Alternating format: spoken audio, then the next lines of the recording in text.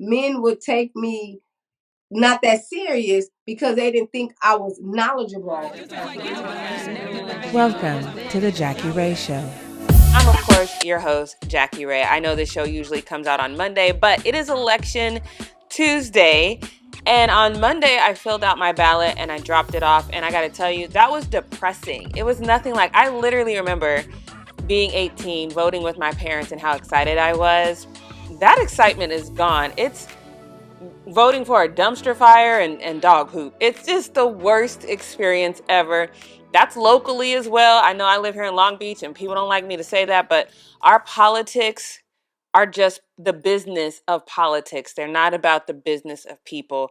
I know in our first episode I said, you know what, I don't care if you vote. I'm going to stand by that, because if you had to protect your mental health, do what you need to do. Because right now, the way that we vote, people say, oh, don't vote Republican, don't vote Democrat. Y'all, they sleep in the same bed every night. It's just half a dozen on one side, 6 on the other. It doesn't matter. I think the only way that we're going to change the system, this is the only advice that I would give. I try not to give people voting advice because I think you should do your own research. Although I understand that's extremely difficult sometimes. People do things to intentionally hide who's supporting them. They try to hide where the money's coming from because they know once you know that where the money is, you know who they're beholden to. That's no different than us. There's certain things that we're not going to do because we don't want to piss off our employer and get fired. So you got to follow the money. But here's my advice, and this is the only advice I will ever give as far as how you vote. Our political system is trash. It's done. It's never going to work as it is right now with the people that we have circulating, because it's the same people, circulating. So here's my advice. Don't vote for a career politician. Don't vote for somebody who, and I get it because I don't want to discourage young people from getting into politics. But once you get into politics, once you decide at like 15, 16, 17, this is what you want to do, then you start taking internships here, you start working here, you work there, and then you start seeing how you really have to be in a system of you scratch my back and I will scratch yours, which means now you are part of the corruption and you're being taught how to corrupt. We've seen politicians who are not about that life. They are ineffective. And the reason why they're ineffective is because everybody else is. They are the minority in that system. So when you go out to vote, if you have not voted yet today, there's still time. You have to do it in person, though. Don't trust that dropping it off thing. You have to do it in person. So if you are going to go out and vote today, my advice is this. Vote for the person who is in the business of people. Vote for the person that you've seen show up to city council meetings week after week, griping about the potholes, the homelessness, the racism that prevails in your city, or whatever else that is focused on people. If that person one day decides, you know what, city council is just not going to do it, I'm going to have to run myself, vote for that person. If you vote for the career politician, if you vote for the person that is boasting, oh yeah, look at me, everyone who's already in politics is down with me, then you are voting for the continued problems that we have. Because politics is not in the business of people. Because if it was, we wouldn't constantly have to talk about the things that we talk about. Politics is easy. Let me just be clear on that. This is what politics should be. Politics should be, these are our people. These are our people in this city, in this county, in this country. It's better to have local politics because when you try to grasp it on a federal level, it gets a little bit out of hand. So let's talk about locally. These are the people in our city. These are the needs of our people. These are the needs that people have expressed to us that they want addressed immediately. These are the things that we have the money to fix now. These are the things that we have to say no to because we don't have the money to fix them now, but they are still important. So let's figure out a timeline into which we can address these things, and let's let the people know. These are the things that we're always going to say no to because maybe the demographic that affects is just way too small and we're not talking about quality of life issues. So let's tell them the answer is always going to be no. We appreciate your concerns, but maybe we can support you if you create a community organization that would address those needs. But as far as the city, we're never going to do that for you. Transparency and honesty and giving a damn about the people. But I'm going to tell you right now, if you live in a city where they're trying to build a $50+ million music event off of city money and using grant money, which is money from somebody else, to address homeless people, they don't care about you. They do not care about the people. They're not leading with a people first mentality because they are in the business of politics. And as we know, businesses are all about profit. They profiting from all of this stuff that you're like, oh my God, I can't believe. How can you not believe? They've been doing the same thing since way before we was even Y'all stop it.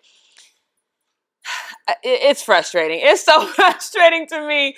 I know that was Debbie Downer, but let me give you some blessings, literally. So way back a long time ago, not even that long, y'all, but I was singing, I was modeling, I was acting, and then somebody that I was in a runway show with was like, you know what? You should start acting. I think you'd be great at it. I didn't take any classes. Actually, I think I took 3 classes. And then I went out for an audition for this play, and I got the part. Y'all, I was so scared. When they said you got the part, I was like, oh, what? I wasn't ready. But Malika Blessing, she was there on my audition. She really made me feel like, oh, maybe I can do this, because she encouraged me. Sometimes she just encouraged me with a look. And I reached out to her because her star is continuing to rise. She is on a show right now called Wicked City. And it's amazing. I love it because it's about the witches. I love supernatural stuff. She's here to talk about her journey, what she's gone through, getting a master's from Grambling. I can't wait for you to learn more about her and be encouraged because her journey is amazing. So I present to you right now, Malika Blessing. Woo, woo, woo. See, I told y'all she dope. Look, out the gate. Right. Woo, wee, Woo, wee. woo, And you know woo. what's so funny? You know what's so funny is I remember you coming in and auditioning. You do? And I do. How bad was it? People that you know what? I always find something from an actor that where I can tell that they are green, or they just got off the bus or something like that, or they're just new, at it. And anytime I cast, I always give an opportunity to someone that don't have really nothing on their resume. Right. Because that's how you find the jewels a lot of times. You know what I mean? So then I'll be able to coach them at the same time and say, hey, you need your tools, you need this, you need that. Because sometimes when you come to La La Land, you don't know what to do. You don't know where to go. And casting directors, they're not telling you nothing. You coming in, you going in and out.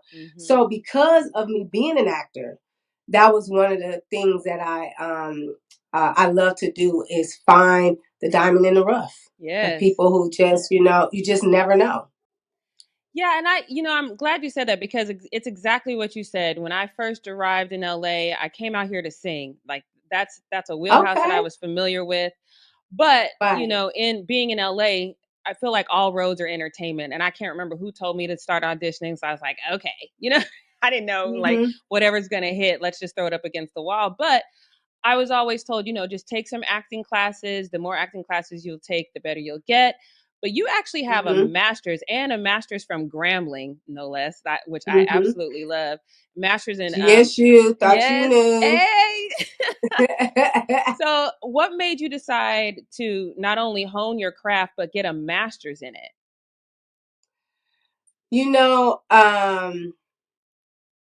Theater.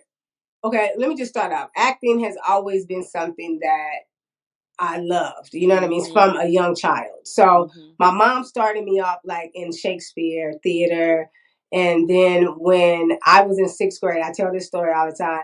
But when I was in 6th grade, there was a Christmas play.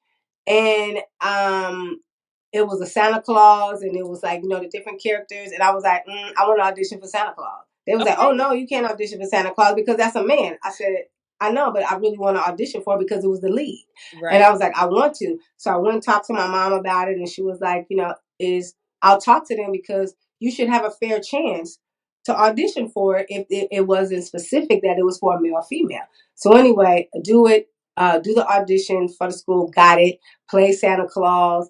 And so it started from there, but I didn't know it, about the perseverance and also fighting for what you want. I didn't know that. But I knew that I wanted to be well-rounded and educated about the business. I'm not gonna lie. When I thought I said, oh, okay, I'm gonna get a master's, I'm gonna get out, I'm gonna get my TV show, I'm gonna do this, I'm gonna do that, I'm gonna do that, you know. And that wasn't the case. When I came to Los Angeles, oh yeah, okay, that's nice. It wasn't about that. It was just about the work. So they didn't care that you had degrees. You know what I mean? But I always wanted to be able to be in a position to teach at a college level. So I knew at least, I was like, okay, I at least want to get a master's so that way, once I fulfill my dreams and my desires, I eventually want to teach. And I want to teach at a college level. Okay. Now, HBCU, I wanted to go to an HBCU. One day I will share the story on how I got derailed from HBCU. But today, I just want to focus on you and the HBCU. What was an experience that kind of surprised you when you went to an historically Black university? Well, the first thing was everybody was Black. Um, I came from a private Catholic high school from second grade to 12th grade, you know, and so we were the minorities. You know, I went to St. Joseph Notre Dame in Alameda, California. I went to school with Jason Kidd during that time, so he's in the NBA, and everything was about basketball. Everything was about basketball. Right. So when I got to Grambling, I was like, whoa. Like, it's like, okay, okay. You know what I mean? Like, and then it was successful people. And then my best experience are the professors because they were like family. They were like, if I miss class, because you know, when you leave high school and you go to college, it's like, my mama, I can do what I want. You know what I'm saying? So I'm like, I'll just catch up. I won't go to class today. You know what I mean? I'll stay in or do whatever, or go hang out on the yard or something like that. And when I come back to class, the professor's like, I'm gonna call your mama because you're not coming to class. Why are you not coming to class? You have an opportunity. And they would get on you about the importance of coming to class, doing your work, doing what you're supposed to do, and getting in and out. Don't linger around in the whole 9 yards. So I wasn't used to that. I wasn't used to that. And then I had to take off a semester because my aunt was sick and I was helping to take care of her. And so I was going to a school in Sacramento, a college in Sacramento for the semester. It was so different. I literally was like just a number. It was no interaction. It was no camaraderie. It was none of that. I couldn't wait to get back to Grambling, to be around my people, and then seeing the success of people, successful Black ownership. You know, they're teaching you about owning your home and having businesses, and then the success rate of graduating from an HBCU is higher than going to any other type schools that are non-HBCU. So it blew my mind. It literally blew my mind. It was the best experience of my life. Yeah, just listening to you, I can't even imagine. I can't even put how important that has to be able to see people who look like you succeeding. I think sometimes, especially when I talk to kids in the inner city, I live in Long Beach, and it's crazy sometimes to me just to get a grasp on that mindset. There's kids out here, we're 4 minutes away from the beach, and there's kids out here who've never been to the beach. It's crazy to me. And then they haven't seen people in their immediate circle succeed. So their ideas of success is like LeBron James. You got to play ball or something like that to get out the hood. And it's got to be so valuable to see somebody, an educator at that, invested in you, and then your colleagues, doing well as well. So I'm just going to take a tangent real quick, because now on social media, sometimes we see a lot of this disconnect, especially now that these Black men are doing these podcasts, Lord help us. But now that they're doing these podcasts and they talking about, Black women aren't this, Black women aren't that. And so, Black women are returning fire. I'm not going to say like we not. But when you come from a background where it's a supportive situation, when you kind of see what's going on social media, what's your immediate thought about that? Oh, it's something that's been really going on. It's just that it's more visible and more prevalent because of we're on social media and everybody is on social media. You know what I'm saying? Right. So it's like it goes way back to the day when you had the man thinking that the woman is only supposed to cook and clean and take care of the kids while they go out and work. And so now you're seeing women, and particularly I can only talk about women of color, Black women, that Right. we want to succeed. We want to be successful. We want to, like you having a podcast. We want to be directing. And usually that was for you saw mostly males doing that. You know what I mean? Producing. And even when I'm in theater, when I started off, I was doing stage managing and production management and stuff. And then I would men would take me not that serious because they didn't think I was knowledgeable because I was doing lights, sounds, software on a computer, the whole nine yard, and I was running the production. And so Right. at times I would have to say, like, I have a degree in this. You know what I mean? Like, I've done all of this, and it shouldn't have to be that way. Or if I'm talking on the phone and we're going over everything, and then once I get to that, oh, you pretty, or you nice looking. Oh, I didn't. I'm like, I mean, I don't understand. Why do I have to? Right. Because I take my job serious and I'm very meticulous about it. And I move in excellence. So anybody that's around me or in a production, that's how I want you to move. So why do I have to battle with that with a man? So we're constantly having to, it has not stopped. We're constantly having to show and prove who we are. And then if we have to be in a position to check somebody or uh, tell somebody off very intelligently, tell somebody curse words, then you a bitch.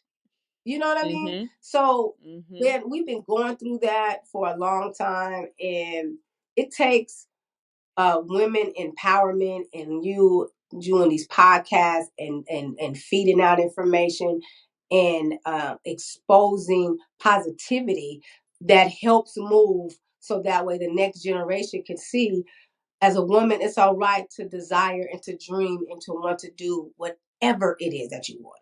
Man, can we just get an amen for that? Yes, spoke directly to my spirit. Yeah. Now I know theater is your stomping ground. That's where you started. Did you always say, okay, theater is going to be, but I'm going to be all encompassing. I want to do TV. I want to do movies. Did you always know that, or was that just kind of a Well, I gradual always knew I wanted progression? to do sitcom.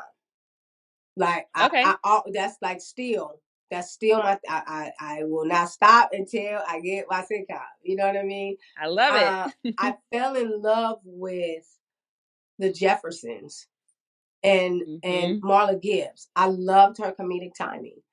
I fell in love Yes. with Ella Joyce from Rock. I fell in love with Jack Kay from 227. Yes. And then these were women, especially Jack Kay and even Don Lewis in Different World, they looked like me because they were shapely. You Right. know what I mean? So I was just like, hmm okay. But I loved comedy. I used to watch Three's Company, like anything, Lucy and Ethel. I love Lucy. I just loved comedy. And then when I start moving over to television and film, it's been all drama. It's been all I saw, and drama. that's what I'm noticing. And when you say comedy, I'm like, what? It's been drama that I've been, which God is good, whatever I can, do and be blessed to do. I'm always grateful. But honey, I was like, I'm going to LA and I'm about to get me a sitcom. Like that was just it. Yes. That was just that Yep. was my desire. But my when I knew that I wanted to do movies was watching Diana Ross and Lady Sings the Blues. That's my favorite movie of all times. Oh, All time. Like yes.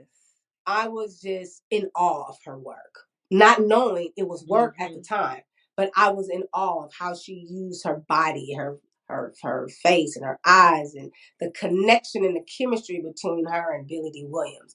I was fascinated. I have Yes. watched that movie over and over and over and over again. Like it's my favorite movie. What do Just you learn about yourself? yeah. Do you ever learn something about yourself with every new role? You know, Wicked, especially with Wicked City, I was very scared because it's a supernatural sci-fi. My character in the first season had limited dialogue, so it was just presence. So I was like, okay, how do I, how do I make this character relevant and stand out?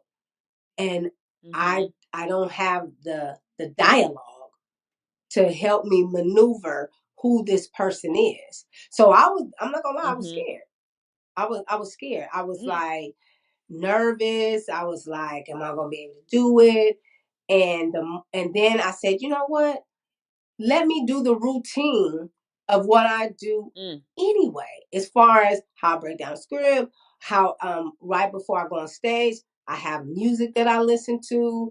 I have to be to myself. So I have a ritual before when I do stage plays. So I said I need to do that before I do my first shot and get in the rhythm of who this character is and use the fear for the embodiment of the character. And then from there, it kind of went from there. But every role I do, it does not matter how many times I'm doing it. I'm always, my stomach rumble. I feel like I forgot my lines. I'm just like, oh my God. You know what I'm saying? It just, and then once I say the line and I open my mouth, then sometimes I don't even know. I'm just in a zone. And it just kind of just go from there. But every single time, it does not matter.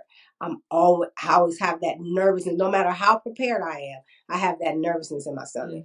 That's crazy to hear because you definitely can't see it. You know what I mean? And for as long as you've been doing it, that's something that I've always wondered. Like, is there a point where the nerves just go by the wayside? But I guess if they do, then you won't continue to perfect your craft, right? Yeah, because you want that to. Totally makes sense. One of my mentors, she was like, "You want to have that because then you're just not satisfied with just the work you're doing because you're constantly evolving and working, and it's okay to have that because then you can use that as fuel." So I'm like, okay. So, but yeah, I be scared. I be scared. I be nervous. I be nervous, and then after that, it's just. But I'm always prepared. So because then I'm prepared, it allows the nervousness just oozes out because now I know who the character is. So then I can move like the character, I can walk like the character, and put the head, whatever it is, the characteristics of it, then I'm that person. Yeah, and if you guys don't know, we're talking about Wicked City, which is on the it's an original series on the All Black network, right? The AMC's All Black. Yep. Yes. And if you are a fan of Supernatural, it kind of reminds me of a black version of The Craft. If you guys remember that old school movie. Okay. Yeah. I've heard Charmed. Because it follows all the Charmed is good too. Yeah. But and I love it because there's that element of sisterhood and there's these black women and they're following the rules. Like if you've been watching these, I clearly watch a lot of witchcraft movies, but it follows the rules of witchcraft and it's really dope to see. And it just got renewed for its third season. So when you got that call, how did you feel about that? Hey, the dancing. You know what? It was. I was like, wow. I said, thank you, God. Thank you, God. Because a lot of people that's on shows, they can't say that they have a third season. You know what I mean? So it's like, I'm so grateful. I'm so thankful to God of just allowing me the opportunity to this journey with Wicked City because honestly, I probably wouldn't have just on my own, went for a supernatural because I wouldn't have thought that I could do it. So a lot of times us as actors, we limit ourselves. We limit ourselves of what we can do. So it was kind of the opportunity came up and I wanted to work with Tressa Smallwood that's over there at Make Mine. And so I was like, oh, I cannot do the audition because I want to work with her. You know what I mean? Right. So I was like, oh, okay. You know what I mean? So I was just like, I got to do it. And then I got the role and it was just like, wow. So it was, I talked to other actors too. Don't limit yourself. Cause I just didn't, Damn, a witch? What? I can't Yep. You gone from Santa Claus to a witch. right. I love it. So yeah, it was exciting. Rhonda Mormon, that's on the show. Me and her are with sisters in real life, and we booked Yes. this series together. We didn't even know. This was the first time we didn't, because we pray about our auditions, or we're helping each other, reading lines and things like that. And she didn't tell me anything, and she called me and she said, "Oh, I just booked the show called Wicked City." I said, "Wait. I said, I just auditioned for that." She was like, "What?" I said, "What wrong?" She was like, "Claudette." I said, "Oh, mine's Kaden." And so then after that, then I found out I got the role. And then when I read the script, I said, "No way." I said, "We sisters?" I said, "Oh, man." I said, "That's nothing." That's supernatural right That's there. nothing but God. You can't even make that up. Somebody that you're close with, your first series, you're on together and you playing sisters. Yes. Won't Man. he do it? Man, I am praying for you getting this sitcom, because I would love to, especially one that you create. Oh, wait, let me tell you. Can you Wait, create let it? me tell you. Yes. So you know my best friend Tiffany Rebecca Royale, right? I know you know her. Yep. Shout out to Tiffany. Woo woo. So we Yep. created a web series called Tess and Jackie #LifeAF. And it's like Lucy and Ethel with a mixture of Pam and Gina and two broke girls. So we shot 7 episodes on an iPhone, and Nice. it's funny. So that one right there is the baby. That's the one. We in that stage of putting it out, trying to pitch it and get to the right spot. We're getting some no's, but we know God brought us this project, and that it's gonna happen. You know what I mean? It's just we just don't know what network yet. So I do have something that we created that we're just ready for it to be picked up on network. Yeah, I absolutely love that you said you shot it on the iPhone. As a reporter, sometimes I get young people coming up to me and they say, "I don't have equipment. I don't have equipment." I'm like, "You have an iPhone. You have equipment." And the iPhone now is just as good as any camera out there. You can get the angles you want. The editing software is out there. You can do all of that. And I just love that you're like, "You know what? Let's just do this. I can't wait for this to come Oh, out. and I'm excited Jackie, about this." I'll send you one of our episodes that we kind of push out in our pitch deck. But our first episode, and Jamie and Parker, he wrote it, and we literally, I shot all her scenes and she shot all mine on an iPhone. So the only thing that we had to get done, professionally, was the editing. You know what I mean? And that still was Jamie. And then after Jamie and he's got busy and things like that, then it was friends. Use your resources. It's so many people that are skilled in their area that'll say, "Hey, I'll do it," or only thing they can say is no. And so we shot 7, and then our 8th episode we used 3 cameras, but just to see what the difference was, how to just to get that feel of, let's put ourselves as if we're on our sitcom, on our show. You know what I mean? So that was that kind of test. But I'm gonna show you, I'm gonna send it to you. You will never know. You I will can't never wait to know see on an that. iPhone. I can't wait to see. You be doing so much, creating, you're producing rated podcasts, you're creating these sitcoms, you're acting. Do you have time to manage some love in there? How's your love life? You know what? I'm a mother.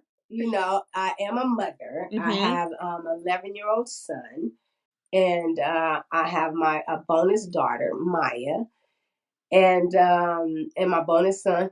What's a Yeah, bonus so daughter? my bonus daughter, I was married to her father, and so I had my son with my ex-husband, and Maya was my stepdaughter, and out the marriage, the divorce, the best thing was my son Nehemiah, and my bonus daughter, Maya. And I still have a relationship. We're close, we're tight. She's an actress. She's on the 5th season of Double Cross, her first show. So she's followed behind my footsteps. She knows behind the scenes, and a beautiful girl.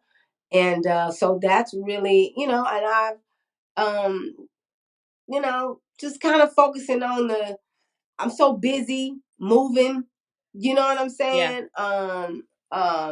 So yeah, that's pretty much it, I definitely like the phrase Yeah. bonus daughter and bonus son. I like that so much better than Yeah. stepdaughter. I don't know. Stepdaughter has like bonus sounds. I'm gonna tell people Yeah. to start using Yeah. that. Yeah. Thank you so much for taking the time. I just love women that are doing great things and that are moving, and your energy is just so amazing. I'm gonna make sure I put your link to your Yes. Instagram so people can follow you. And I'm so proud and then I of definitely you. want to see the I sitcom. look at y'all, especially when I cast them, y'all be my babies. You know what I mean? So just seeing you, and I remember I was, I'm watching you, and it was like sports or something. It was something you were doing in the studio, and your face lit up, and just the way you move in your transition. And even if I don't respond to them, I'm always watching what you're doing. And I'm so proud of you. And so even when I saw you doing this podcast, I'm like, wow, that's what's up. You know what I mean? So this is a blessing, a full circle to have, one of my babies, interviewing me. So thank you for having me. This is a blessing, and I'm glad we got to chop it up. This is, bring us back in that connection, because you just never know. You know what I mean? So we gotta just stay connected and just reach out to one another, just to say, hey, you good? You good? Okay, all right. Yes. I got to tell you, when I first reached out to Malika, I didn't think she was going to remember me, because that play was before I went to the island. So if you don't know, I moved to an island called Saipan. I lived there for 2 years, and I moved there 2017, 16. I moved there, so it was a minute ago. So I did not think she was going to remember me. So when I reached out to her, she was like, yes, baby, I'll do it. I was like, oh my God, what? I felt so honored. But you guys, make sure you check her out. I'm going to put her link to her Instagram. Make sure you check out Wicked City, because it is dope. And let's continue to pray for her that she gets her sitcom, because I think it would be hilarious. You can tell by her energy, her natural energy is funny. So it'll be great. Thank you guys so much for watching The Jackie Ray Show, or listening to The Jackie Ray Podcast. Wherever you're listening or watching, please make sure you subscribe. Follow me on Instagram at Jackie Ray TV. And remember, you guys, life is short, so make it good.